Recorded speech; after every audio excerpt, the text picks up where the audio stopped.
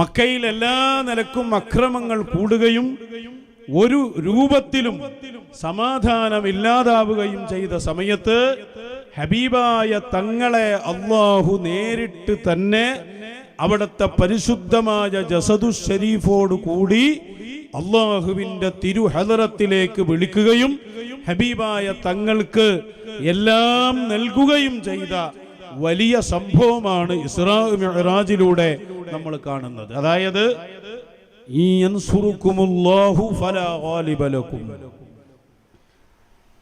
ഭൂമിയിൽ ആരും സഹായിക്കാനില്ല, എല്ലാ ഭാഗത്തു നിന്നും എതിർപ്പുകളാണ്, എല്ലാവരും വിമർശിക്കുകയാണ്, ആക്രമിക്കുകയാണ്. അതുകൊണ്ടൊന്നും അങ്ങേക്കൊന്നും സംഭവിക്കുകയില്ല. കാരണം വലില്ലാഹിൽ ഇസ്സത്തു വലിറസൂലിഹി വലിൽ മുഅ്മിനീൻ, അല്ലാഹുവിനും അല്ലാഹുവിന്റെ റസൂലിനും അല്ലാഹുവിനെയും റസൂലിനെയും വിശ്വസിച്ച് അംഗീകരിച്ച മുഅ്മിനീങ്ങൾക്കും മാത്രമാണ് ഇസ്സത്ത് എന്ന് അല്ലാഹു തആല പഠിപ്പിച്ചു. അതുകൊണ്ടാണ് എല്ലാ ഭാഗത്തു നിന്നും ആളുകൾ വിമർശിച്ച ആ നേരത്ത് രാജകീയമായ വരവേൽപ്പ്, അങ്ങനെയൊന്നും അതിനെ പറഞ്ഞാൽ മതിയാവില്ല. കാരണം അല്ലാഹ് തന്നെ സ്വീകരിച്ചു കൊണ്ടുപോവുകയാണ്. എല്ലാ അമ്പിയാക്കളും എല്ലാ ഔലിയാക്കളും എല്ലാ മഹാന്മാരും എല്ലാ ആളുകളും ഓരോ ആകാശത്തും റസൂലുള്ളാഹിനെ കാത്തു നിന്നുകൊണ്ടുള്ള അത് ഗംഭീരമായ ഒരു സ്വീകരണം അല്ലാഹു നേരിട്ട് നടത്തുകയാണ്.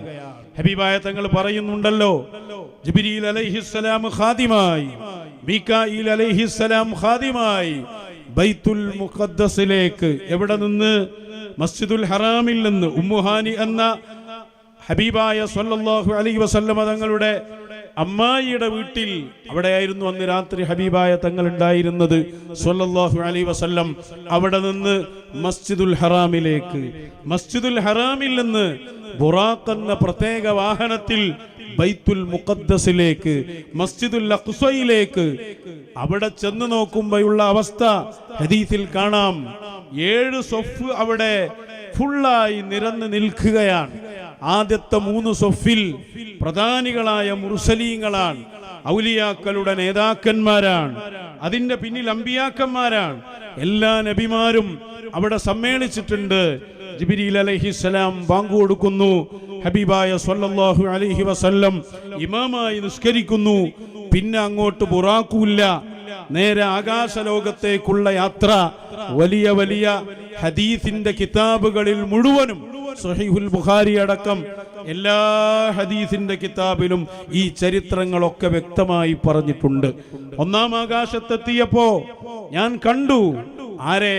നമ്മുടെ എല്ലാവരെയും പിതാവായ അബുൽ അനാം, അബുൽ ബഷർ എന്നൊക്കെ പറയുന്ന മഹാനരായ ആദം നബി അലൈഹിസ്സലാം. ജിബ്രീൽ അലൈഹിസ്സലാം എന്നോട് പറഞ്ഞു, ഹാദാ അബൂക്ക് ഫസല്ലിം അലൈഹി ഫസല്ലംതു അലൈഹി ഫറദ്ദ അലയ്യ സലാം ثم قال مرحبا بابن الصالح. മഹാന്മാരായ മുഴുവൻ ഹദീസിന്റെ മുഹദ്ദിസീങ്ങളും റിപ്പോർട്ട് ചെയ്ത ഹദീസ്, ആദം നബി അലൈഹിസ്സലാമിനെ 1-ാം ആകാശത്ത് വെച്ച് ഞാൻ കണ്ടു. അവർ എനിക്ക് സലാം ചൊല്ലി. അവർ എന്റെ വലിയ മഹത്വം, ഞാൻ അവർക്ക് സലാം ചൊല്ലി, അവരെന്റെ സലാം മടക്കിയപ്പോൾ തന്നെ ബിബിനി സ്വാലിഹ്, സ്വാലിഹായ. അത് ഇമാം നബിയെ പോലെയുള്ളവർ പറയുന്നുണ്ട്, ഏത് മദ്ഹ് പറഞ്ഞാലും അതൊന്നും മതിയാവില്ലല്ലോ. അപ്പൊ എല്ലാ മദ്ഹിനും കൂടി ഒരുമിച്ച് കൂട്ടി അവർ ലഫ്ള് പറഞ്ഞതാണ് സ്വാലിഹായ എന്റെ മകൻ എന്ന് ആദം നബി അലൈഹിസ്സലാം പറഞ്ഞ. പിന്നെയും പലതും നടന്നിട്ടുണ്ടാവും, അത്രല്ലേ ഹദീസിൽ കാണൂ. പിന്നെ നമ്മളിങ്ങനെ പോയാൽ 2-ാം ആകാശത്തെത്തി. അവിടെ കാത്തു നിൽക്കുന്നുണ്ടായിരുന്നു വലിയ ഒരു സംഘം തന്നെ. അതിന്റെ നേതൃനിരയിലുണ്ട് സയ്യിദുനാ ഈസാ അലൈഹിസ്സലാം, യഹ്യ അലൈഹിസ്സലാം. അങ്ങനെ ഓരോ ആകാശത്തും കാത്തു നിൽക്കുകയാണ് അമ്പിയാക്കന്മാരുടെ നേതൃത്വത്തിൽ. അടുത്ത ആകാശത്തെത്തിയപ്പോൾ ബഹുമാനപ്പെട്ട യൂസുഫ് നബി അലൈഹിസ്സലാമിന്റെ നേതൃത്വത്തിലായിരുന്നു സ്വീകരണം. ഓരോ ആകാശത്തും ആ ആകാശത്ത് പ്രത്യേകമായി ഒരു പ്രത്യേക റസൂലുണ്ടാകും. അവരുടെ നേതൃത്വത്തിൽ എന്നെ സ്വീകരിച്ചു. 4-ാമത്തെ ആകാശത്തെത്തിയപ്പോ ഇദ്രീസ് നബി അലൈഹിസ്സലാമിന്റെ നേതൃത്വത്തിലായിരുന്നു അവിടെ എനിക്ക് നൽകിയ സ്വീകരണമെന്ന് ഹബീബായ മുത്തു റസൂൽ സ്വല്ലല്ലാഹു അലൈഹി വസല്ലം പറയുന്നുണ്ട്. പിന്നെ അപ്പുറത്ത് എന്നപ്പോ മഹാനരായ ഹാറൂൻ നബി അലൈഹിസ്സലാമാണ് അവരെ നേതൃത്വത്തിലായിരുന്നു എന്നെ കാത്തിരുന്നത്. പിന്നെ ഞാൻ 6-ാം ആകാശത്തെത്തിയപ്പോ കലീമുല്ലാഹി മൂസാ നബി അലൈഹിസ്സലാം, 7-ാം ആകാശത്ത് ഞാൻ എത്തിയപ്പോൾ അവിടെ ബൈത്തുൽ മഅമൂർ എന്ന് പറയുന്ന പ്രത്യേകമായ ഒരു ഭവനം, ഒരു വീട് ഞാൻ കണ്ടു. 70,000 മലക്കുകൾ ഒരു ദിവസം തന്നെ അങ്ങോട്ട് കടക്കുന്നു. ഒരു ദിവസം വിസിറ്റ് ചെയ്തവർ പിന്നെ അങ്ങോട്ട് വരില്ല. ആ ബൈത്തുൽ മഅമൂറിലേക്ക് ചാരി നിൽക്കുന്ന ഒരാളെ ഞാൻ കണ്ടു. ഞാൻ ചോദിച്ചു, ഇതാരാണ്? പറഞ്ഞു, ഇത് നിങ്ങളുടെ പിതാവായ ഖലീലുല്ലാഹി ഇബ്രാഹിം. 7-ാം ആകാശത്ത് ഇബ്രാഹിം നബി അലൈഹിസ്സലാമിന്റെ നേതൃത്വത്തിലായിരുന്നു സ്വീകരണം. അങ്ങനെ പിന്നെ സിദ്റത്തുൽ മുൻതഹയും എല്ലാ സംഭവങ്ങളും. ഇതിനൊന്നും സെക്കൻഡുകൾ വേണ്ടി വന്നില്ല എന്നതാണ് മിഅ്റാജിന്റെ ഏറ്റവും വലിയ പാഠം. അതുകൊണ്ട് പിന്നെ ജിബ്രീൽ അലൈഹിസ്സലാം വരെ നിന്ന ആ ഒരു സമയം അവിടെ നമ്മൾ പറയുന്നുണ്ടല്ലോ, ഇതാണ് എൻ്റെ സ്ഥലം, ഇവിടെ നിന്ന് ഞാൻ അങ്ങോട്ട് പോയാൽ ഞാൻ തന്നെ കരിഞ്ഞു പോകും എന്ന് പറഞ്ഞ് പിന്നെ ഔസുൽ ആദമാണല്ലോ പിന്നെ അവിടുന്ന് സഹായിയായിട്ടുണ്ടായത്. വലിയ സംഭവമാണ്. അള്ളാഹുവിനെ തന്നെ കണ്ട് സംഭാഷണം നടത്തി. ഞാൻ പറഞ്ഞു വരുന്നത്, ആ സംഭാഷണങ്ങളിൽ നിസ്കാരം സമ്മാനമായി കൊടുക്കുന്നു, പിന്നെയും അത് ചുരുക്കുന്നു, 5 ആക്കുന്നു, 50-ൽ നിന്ന് 5-ലേക്ക്. ഈ സംഭവങ്ങളെല്ലാം അവിടെ നടക്കുകയാണ്. തിരിച്ചു വരുന്നു ഹബീബായ ത്വാഹ റസൂലുള്ളാഹി സ്വല്ലല്ലാഹു അലൈഹി വസല്ലം. അവിടെയാണ് ഇനി നമുക്ക് ഒറ്റ വാക്കും കൂടി പറയാനുള്ളത്. തിരിച്ചു വന്ന് നോക്കുമ്പോ ഹബീബായ തങ്ങള് പിറ്റേ ദിവസം മക്കയിലെ അബൂജഹൽ, ഉത്ബത്ത്, ശൈബത്ത് അടക്കമുള്ള മുശ്രിക്കുകളുള്ള സമയമാണ്. അവരോട് വന്ന്, അതുപോലെ അഹ്ലി കിതാബുണ്ട്, ജൂത നസാറാക്കളുണ്ട്, അവരോട് പറയുന്നത് എന്താ?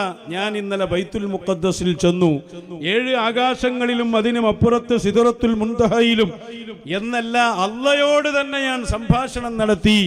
എല്ലാ അമ്പിയാക്കളും എന്റെ പിന്നിൽ വന്ന് നിസ്കരിച്ചു. ഇത് അഹ്ലി കിതാബിനോടാണ് പറയുന്നത്, അതുപോലെയുള്ള ആളുകളോടാണ് പറയുന്നത്.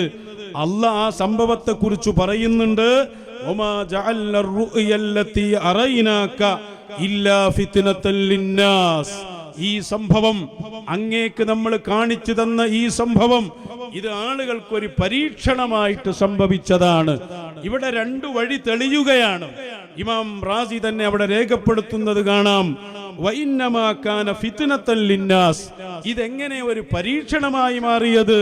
ലിഅന്ന കസീറൻ മിമ്മൻ ആമന ബിഹി ലമ്മാ സമിയ ഹാദൽ കലാം കദ്ദബഹു വകഫറ ബിഹി. നബി സല്ലല്ലാഹു അലൈഹി വസല്ലം ഈ സംഭവം പറഞ്ഞപ്പോ അബൂജഹൽ, ഉത്ബത്ത്, ശൈബത്ത് പോലെയുള്ള എല്ലാ മുശ്രിക്കീങ്ങളും മുനാഫിക്കുകളും ഒക്കെ കളിയാക്കി പരിഹസിച്ചു. അതിന്റെ എല്ലാം പുറമെ ഓരോ വിശ്വാസികളായ ആളുകളുടെ വീടുകളിലേക്കും ഇവര് ചെന്നു പറഞ്ഞു, എന്തൊരു വിടലാപ്പ വിട്ടത്, ഇതരെയുള്ളൊക്കെ നമുക്ക് സഹിക്കായിരുന്നു. ഇപ്പൊ അള്ളാന്റെ അടുത്ത് പോയി എന്നാ പറയുന്നത്. ഇതുപോലെയുള്ള സംഭവങ്ങളാണ് പറയുന്നത്. എങ്ങനെ വിശ്വസിക്കുമെന്ന് ചോദിച്ചപ്പോ ആളുകൾ ഇസ്ലാമിൽ നിന്ന് പുറത്തു പോകാൻ തുടങ്ങി. അതല്ലി അന്ന കസീറൻ മിമ്മൻ ആമന ബിഹി ലമ്മാ സമിയ ഹാദൽ കലാം കദ്ദബഹു വകഫറ ബിഹി. നബി സല്ലല്ലാഹു അലൈഹി വസല്ലം തങ്ങളെ കൊണ്ട് കളവാക്കുകയും ഹബീബായ തങ്ങളിൽ വിശ്വസിച്ചു എന്ന് പറഞ്ഞവർ തന്നെ അതിൽ നിന്ന് രാജിവെക്കുന്ന സന്ദർഭങ്ങളുണ്ടായി. പല സംഭവം പിറ്റേ ദിവസമുണ്ടായി. അതിൽ പ്രധാനപ്പെട്ട ഒന്നാണ്, അബൂജഹൽ, ഉത്ബത്തൊക്കെ വന്ന് ചോദിച്ചു, വലിയ യാത്ര നടത്തിയതല്ലേ, എന്താ യാത്ര നടത്തി എന്നതിന്റെ രേഖ? ഹബീബായ സല്ലല്ലാഹു അലൈഹി വസല്ലം പറഞ്ഞു, രേഖ 1, ഞാൻ ബൈത്തുൽ മുഖദ്ദസ് കണ്ടു. അത് കണ്ട് പരിചയമുള്ള ആരെങ്കിലും ഉണ്ടെങ്കിൽ അവരോട് ഞാൻ പറഞ്ഞു തരാം എങ്ങനെയാണ് ഞാൻ കണ്ടത് എന്ന്. അവര് ചോദിക്കാൻ തുടങ്ങി, ബൈത്തുൽ മുഖദ്ദസ് കണ്ടോ? അതിനെത്ര വാതിലുണ്ട്, അതിനെത്ര ജനലുണ്ട്, അതിന്റെ ഓരോ കാര്യങ്ങളും ചോദിക്കാൻ തുടങ്ങിയപ്പോ ഹബീബായ തങ്ങൾ പറയുന്നുണ്ട്, ബൈത്തുൽ മുഖദ്ദസ് തന്നെ എന്റെ മുന്നിൽ വന്ന് നിന്നു. വളരെ കൃത്യമായി, അവർക്കിടയിൽ മറകളില്ലല്ലോ, എങ്ങോട്ട് നോക്കിയാലും കാണും. അതാണല്ലോ അവസ്ഥ. അതുപോലെ നബി സല്ലല്ലാഹു അലൈഹി വസല്ലം പറയുന്നുണ്ട്, ഞാൻ മിഅ്റാജ് കഴിഞ്ഞ് തിരിച്ചു വരുമ്പോ ഒരു യാത്രാ സംഘത്തെ ഞാൻ കണ്ടു. ഇമാം ഖാദി ഇയാദ് തങ്ങൾ ശിഫായിൽ ഈ സംഭവം പറയുന്നുണ്ട്. ആ യാത്രാ സംഘം ഇവിടെ അടുത്തെത്തിയിട്ടുണ്ട്. ഇന്ന് മഗ്രിബിന് മുമ്പ് അഥവാ അസ്തമയത്തിന് മുമ്പ് അവര് മക്കയിൽ തിരിച്ചെത്തും, അത്രയും അടുത്താണ് അവർ എന്ന് പറഞ്ഞതാണ്.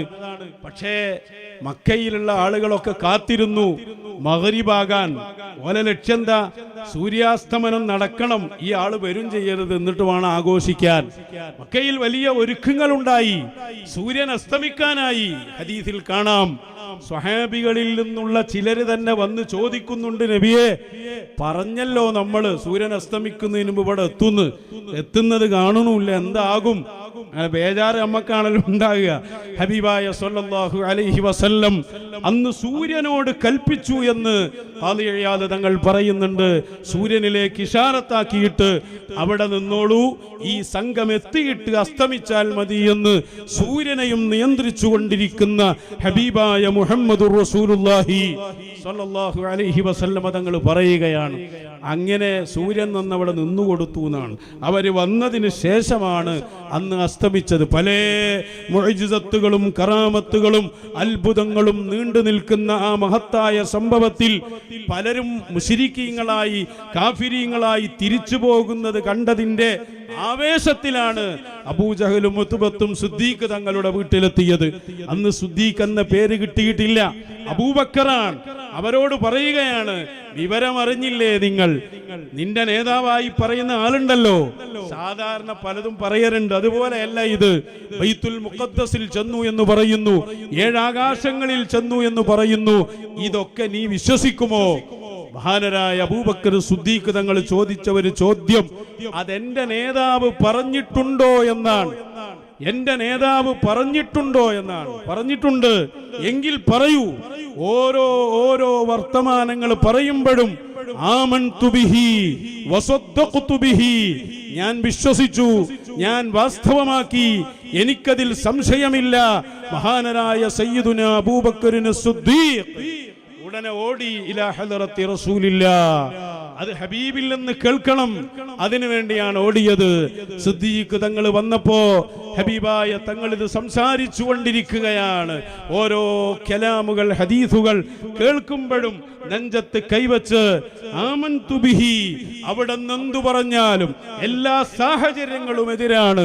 ഉമ്മുഹാനിന്റെ വീട്ടിൽ അന്ന് കഴിയുമ്പോ അവിടെയുള്ള ആളുകൾ സാക്ഷ്യം വഹിക്കുന്നുണ്ട്, എങ്ങോട്ടും പോയിട്ടില്ല, ഇന്നലെ വീട്ടിൽ തന്നെ ഉണ്ടായിരുന്നു, ഞങ്ങളൊക്കെ കണ്ടതാണ്.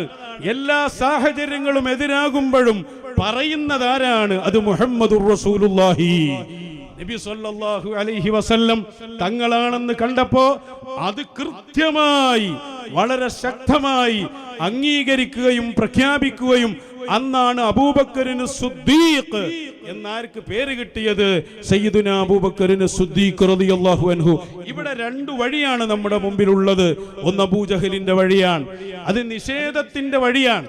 ഏതെങ്കിലും ഒരു ചാൻസ് കിട്ടുമോ എന്ന് നോക്കി നടക്കുകയാണ്. വഹി ആദ്യം വന്നല്ലോ. ഏത്? നമ്മൾ സാധാരണ പറയില്ല, ജിബ്രീൽ അലൈഹിസ്സലാം ഹിറാ ഗുഹയിൽ വന്ന് ഓതിക്കൊടുത്തു, ഇഖ്റാ ബിസ്മി റബ്ബിക്കല്ലദീ ഖലഖ്. വലിയ വാർത്തയായി. മുഹമ്മദിന് വഹി വരുന്നുണ്ട്, അല്ലാഹു വാർത്ത അറിയിക്കുന്നുണ്ട് എന്നൊക്കെ സല്ലല്ലാഹു അലൈഹി വസല്ലം. പിന്നെ ഒരു 10-15 ദിവസം അങ്ങനെയുള്ള വഹി ഉണ്ടായില്ല. അല്ലാഹുവും റസൂലായിട്ട് വർത്താനം പറയണില്ല എന്നല്ല, അതേ സമയത്ത് ഈ ജിബ്രീൽ അലൈഹിസ്സലാം വന്നുകൊണ്ട് വഹി കൊടുക്കുന്നതൊന്ന് പിന്തിപ്പോയി കുറച്ചു കാലം. അപ്പോഴേക്ക് അവിടെയുള്ള എല്ലാ ടീമും ഒന്നിച്ചിറങ്ങി. അവര് പറഞ്ഞു, ഹബീബായ തങ്ങളെ സംബന്ധിച്ചു പറഞ്ഞു, മുഹമ്മദിന്റെ റബ്ബ് ഒഴിവാക്കിയിരിക്കുന്നു, അവര് തമ്മിലുള്ള ബന്ധം മുറിഞ്ഞിട്ടുണ്ട്, പറഞ്ഞു പരത്തിയ ബന്ധങ്ങളൊന്നും കാണുന്നില്ല. ആ ആരോപണം വന്നപ്പോൾ അവർക്ക് മറുപടിയായി വന്നതാണ് ഏത്? വല്ലുഹാ വല്ലൈലി ഇദാ സജാ മാ വദ്ദഅക റബ്ബുക വമാ ഖലാ. എത്ര സുന്ദരമാണ് ആ വചനങ്ങൾ. വല്ലുഹ, അങ്ങയുടെ പ്രകാശിക്കുന്ന മുഖത്തെ തന്നെയാണ് സത്യം. വല്ലൈൽ, ആ പൗർണമി പോലെ ലംഘുന്ന മുഖം, അതിന്റെ ചുറ്റുഭാഗത്തും വാർന്നിട്ട നല്ല കറുത്ത ഷഅർ മുബാറക്, അതിനെ തന്നെയാണ് സത്യം. രണ്ടും സത്യം ചെയ്തിട്ട് അല്ലാഹു പറയുന്നത് മാ വദ്ദഅക റബ്ബുക വമാ ഖലാ. നബിയേ, അല്ലാഹുവിന്റെ ഹബീബല്ലേ അങ്ങ്, അല്ലാഹുവിന്റെ ഹബീബല്ലേ അങ്ങ്. എല്ലാവരും അവരെല്ലാം കുല്ലുഹും യത്ലുബൂന റിളാഇ, അവരെല്ലാം എന്റെ തൃപ്തി ആഗ്രഹിച്ചു കൊണ്ടിരിക്കുമ്പോ വഅന അത്ലുബു റിളാക യാ മുഹമ്മദു, ഓ ഹബീബായ തങ്ങളെ, ഞാൻ ഉദ്ദേശിക്കുന്നത്, തേടുന്നത് അങ്ങയുടെ തൃപ്തിയാണ് എന്ന് വരെ ലോകത്തിന്റെ രക്ഷിതാവ് പറഞ്ഞ അങ്ങയെ, മഹ്ബൂബായ അങ്ങയെ, ആ ലൈലത്തുൽ മിഅ്റാജിന്റെ രാത്രിയിൽ നമ്മളെയൊക്കെ കിടത്തിയുറക്കി എത്രയോ കാലങ്ങൾ സംഭാഷണത്തിൽ മുഴുകിയ, എല്ലാം അങ്ങേക്ക് വേണ്ടി സൃഷ്ടിച്ച ആ ഹബീബായ മുത്തു റസൂൽ, അങ്ങയെ നമ്മൾ ഒഴിവാക്കുകയില്ല, അങ്ങയോട് നമ്മൾ ദേഷ്യം പിടിക്കുകയില്ല. ആ സംസാരം എന്തൊരു മാധുര്യമുള്ളതാണ്. അപ്പൊ സഹോദരങ്ങളെ, നമ്മൾ അബൂബക്കർ സിദ്ദീഖ് റളിയല്ലാഹു അൻഹുവിന്റെ വഴി, ആ വഴിയിൽ അംഗീകാരമാണ് വേണ്ടത്, തസ്ദീഖാണ് വേണ്ടത്. ആ തസ്ദീഖ് മശായിഖന്മാരിലൂടെയാകണം. മശായിഖന്മാർ ഇവിടെ സമൂഹത്തിന് നേതൃത്വം നൽകുമ്പോ അവർക്ക് ഏറ്റവും വലിയ ജോലി റബ്ബുമായി ബന്ധപ്പെട്ടതാണ്. ആ ജോലിക്കിടയിലും നമ്മുടെ സദസ്സിൽ വന്ന് നമുക്ക് വേണ്ടി അവർ ഇരുന്നു തരുന്നു, അവർ നമുക്ക് വേണ്ടി സംസാരിക്കുന്നു, അവർ നമുക്ക് വേണ്ടി കാര്യങ്ങൾ ചെയ്യുന്നു. ഒരിക്കലും അവരും അല്ലാഹുവും തമ്മിലുള്ള ആ കരാറ് പൊളിക്കുന്നവരല്ല അവർ. അതുകൊണ്ട് തന്നെ നമുക്ക് ഓർമ്മപ്പെടുത്താനുള്ളത്, ഈ മിഅ്റാജിന്റെ രാത്രിയിൽ വന്ദ്യരായ ശൈഖുനയുടെ വരവ് ഈ കേരളത്തിൽ പരിശുദ്ധമായ അഹ്ലുസുന്നത്തി വൽ ജമാഅത്തിന്റെ യഥാർത്ഥ രൂപം അത് തിരിച്ചു കൊണ്ടുവരാൻ അല്ലാഹുവിന്റെ പ്രത്യേക നിയോഗമാണ് ശൈഖുനായുടെ ആഗമനമെന്നതിൽ ഇവിടെ തർക്കമില്ല. അതുകൊണ്ട് തന്നെ എല്ലാവരോടും ഓർമ്മപ്പെടുത്തുന്നത്, ശൈഖുനയെ സംബന്ധിച്ച് നിങ്ങൾ അഡ്രസ് ഇല്ലാതെ എന്തോ എഴുതിവിട്ടാൽ ശൈഖുനായെ ഇനി ആരും കാണുകയില്ല, ഏതോ കാണാത്ത സ്ഥലത്ത് എന്നൊന്നും പറഞ്ഞ് പ്രചരിപ്പിച്ചടങ്ങാറാകണ്ട. വന്ദ്യരായ ശൈഖുന ഇവിടെ തന്നെയുണ്ടാകും, അല്ലാഹുവിന്റെ പ്രതിനിധിയായി ഈ ഭൂമിയിൽ. അവരോട് നിർദ്ദേശിക്കപ്പെട്ട കാര്യങ്ങൾ അവർ പൂർത്തിയാക്കുക തന്നെ ചെയ്യും. ഈ വലിയ മലവെള്ളപ്പാച്ചിലിനെ തടുക്കാൻ മാത്രമൊന്നും ഒരായുധവും ഒരു മുസ്ലിം ജമാഅത്തിന്റെ കയ്യിലോ ജമാഅത്തെ ഇസ്ലാമിയുടെ കയ്യിലോ ഇല്ല എന്ന് ഈ മഹത്തായ രാത്രിയിൽ ഓർമ്മപ്പെടുത്താൻ ഞാൻ ആഗ്രഹിക്കുകയാണ്.